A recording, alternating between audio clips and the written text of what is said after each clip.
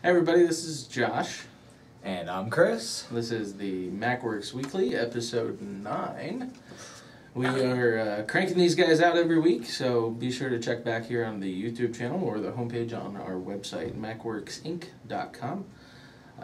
We're going to go ahead and get rolling with the latest news for the week, including some Google stuff.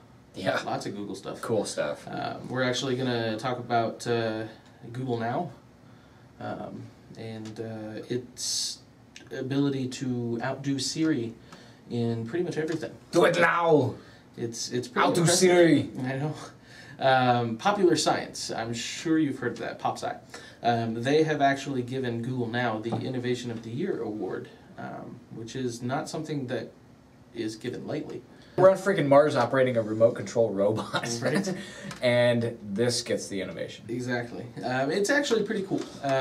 You can use it to pretty much find out anything about where you are. And the search has all-powerful Google behind it, so it makes it infinitely better than what Siri can come up with. There have been a lot of bloggers and video bloggers and the like actually doing side-by-side comparisons of Siri versus Google Now. And Google Now pretty much wins in everything.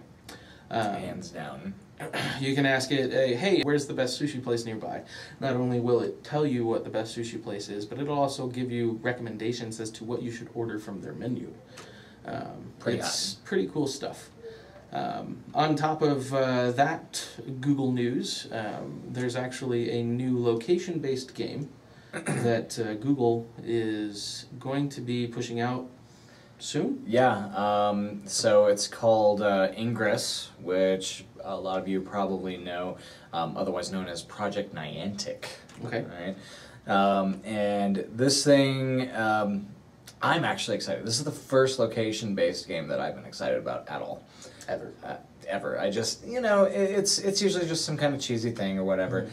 This seems really cool. It's like a strategy game. It's kind of like Capture the Flag, but with your mobile device. Okay. And we don't have all the details out about it just yet, but basically you capture nodes, and by doing that you have to be actually at the location with your phone, and it recognizes if you're there or not, and you capture nodes, and then you get to see on a grid that is blocks or even miles long what the enemy is doing. So you choose your faction, and people are capturing nodes, and you can arm the nodes and fortify nodes like with shields and all kinds of cool stuff. Looks really, really exciting. And it's all digital. There's no cosplay involved or anything like that. No guarantees there, especially from this guy. Right. But ultimately, it looks like it's gonna be a really cool location-based game for people to get involved, just as they're walking around the city. The whole theme and the story behind the game is very Matrixy. It's like world behind our world kind of stuff.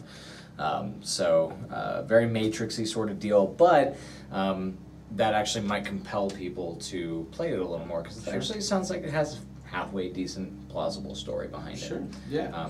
So it's kind of trying to blur the lines between like game world and real life sort of thing, because it's like, well, you know, I'm actually playing on my digital phone in real life, which impacts the game, but the game is actually real life because I'm actually out here, sort of thing. How'd that go again? I can't repeat that.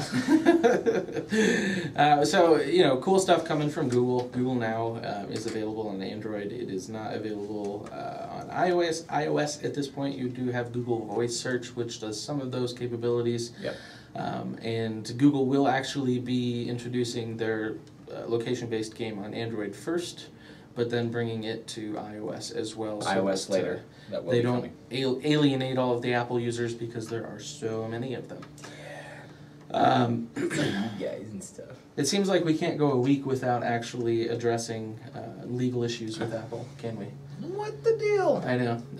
This week, good news for anybody with an HTC phone. HTC now has a 10-year deal with Apple to keep using the patents that are in question.